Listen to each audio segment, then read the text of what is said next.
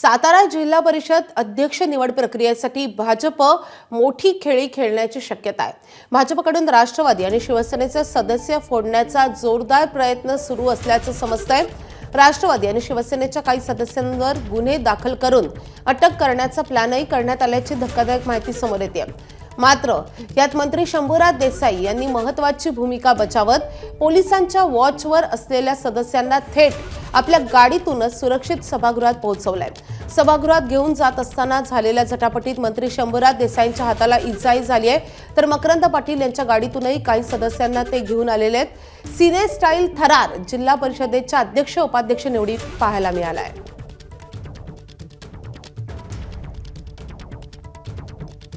आपले प्रतिनिधी शुभम बोडके आपल्या सोबत आहे। शुभम, हे अतिशय सिने स्टाईल आहे, कारण अशा रीतीने आपण एखाद्या चोर पोलिसांचा खेळ पाहत असतो, मात्र जिल्हा परिषदेच्या या निवडणुकीसाठी हा थरार पाहायला मिळतो। नेमकं काय घडतंय साताऱ्यामध्ये?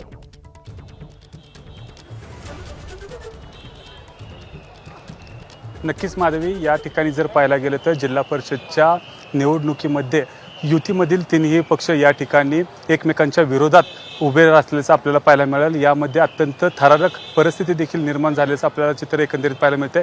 या ठिकाणी जर पाहायला गेलं तर माझ्या पाठीमागे पाहू शकताय, या ठिकाणी वैद्यकीय टीम देखील दाखल झाली आहे। या जी झटापट झाली होती, मंत्री शंभूराज देसाई यांना हाताला देखील लागलं होतं, यासाठी या ठिकाणी तुम्ही बघू शकताय की वैद्यकीय टीम देखील आज जाताना आपल्याला पाहायला मिळते।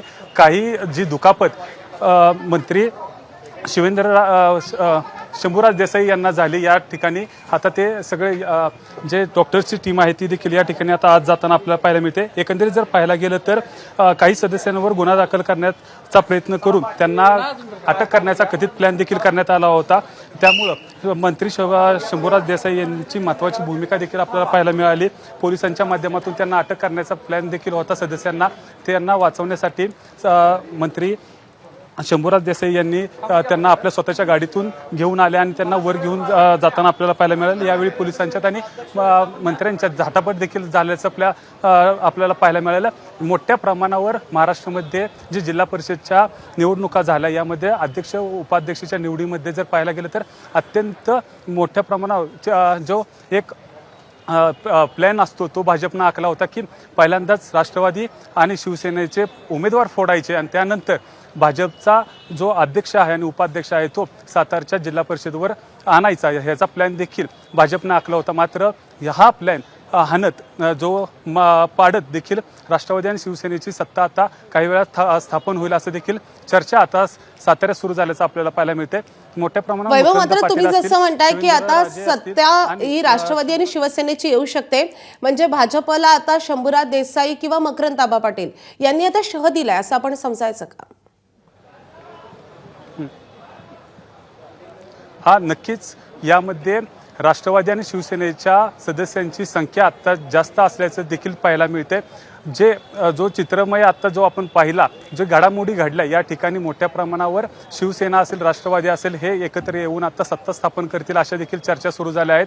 भाजपचा जो डाव होता तो हाणून पाडल्याचं देखील राष्ट्रवादीचे मंत्री मकरंद पाटील आणि शिवसेनेचे मंत्री शंभूराज देसाई यांनी पाडल्याचं आपल्याला पाहायला मिळते। त्यामुळे मोठा धक्का भाजपला बसण्याची शक्यता देखील वर्तवली जात आहे। मोठं संख्याबळ आता शिवसेना आणि राष्ट्रवादीकडे असल्याचं देखील पाहायला मिळते। त्यामुळं भाजपला धक्का या जिल्हा परिषदच्या अध्यक्ष निवडीमध्ये होताना आपल्याला पाहायला मिळणार आहे। एकंदरीत जर पाहायला गेलं तर या ठिकाणी साताऱ्यामध्ये 4 मंत्र्यांच्या प्रतिष्ठा देखील पणाला लागल्या होत्या, मात्र ही आता प्रतिष्ठेची लढाई नसून ही आता सत्तेची लढाई असल्याचं देखील पाहायला मिळालं। यामध्ये रक्त येईस्तोपर्यंत रक्तरंजक देखील थरार या ठिकाणी आपल्याला पाहायला मिळाला। मंत्री शंभूराज देसाई यांना लागलं तरीही त्यांनी आपल्या सदस्याला सोडलं नाही, थेट त्याला सभागृहापर्यंत घेऊन जाण्याचा प्रयत्न जो मंत्री शंभूराज देसाईंचा होता तो देखील पूर्ण करण्यात आला। अनेक सदस्यांवर गुन्हे दाखल करून भाजपचा प्लॅन होता की त्यांना अटक करण्याचा प्रयत्न करायचा, मात्र हे सर्व प्रयत्न राष्ट्रवादी आणि शिवसेनेच्या मंत्र्यांनी हाणून पाडल्याचं आपल्याला पाहायला मिळते। माधवी, नक्कीच हे खूप धक्कादायक पण आहे, कारण सत्तेतले हे सगळे पक्ष आहेत, मात्र आता जिल्हा परिषदेमधली सत्ता मिळवण्यासाठी कशा रीतीने त्यांना शेवटच्या क्षणापर्यंत धावपळ करावी लागते, झटापट करावी लागते, हे चित्र महाराष्ट्रात फार विरळच आहे किंवा कधीतरीच आपल्याला पाहायला मिळतं। मात्र आता अध्यक्ष आणि उपाध्यक्ष नेमका कोण होऊ शकतो, काय चर्चा आहे? आत्ता पाहायला गेलं तर मोठ्या प्रमाणावर या ठिकाणी चर्चा एकच आहे की राष्ट्रवादी आणि शिवसेनेचा अध्यक्ष होऊ शकतो, कारण की संख्याबळ बघता यांच्याकडे मोठं संख्याबळ असल्यामुळं राष्ट्रवादी आणि शिवसेना सत्ता स्थापन करू शकते आणि भाजपला विरोधी बाकावर बसवू शकते असे देखील शक्यता वर्तवली जात आहे।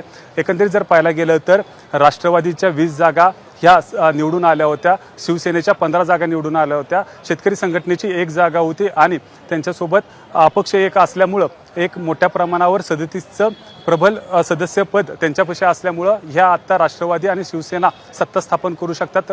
अध्यक्ष राष्ट्रवादीचा होऊ शकतो आणि शिवसेनेचा उपाध्यक्ष होऊ शकतो असे देखील सांगण्यात येत आहे। त्याचबरोबर 2.5 वर्षाचा फॉर्म्युला देखील ठरवण्यात आल्याचं देखील सांगण्यात येते।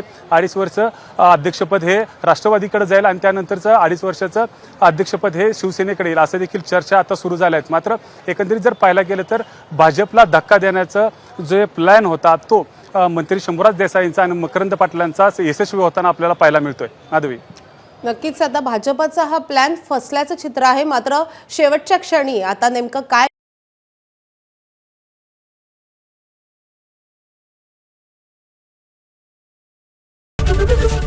एबीपी माझा, उघडा डोळे बघा नीट।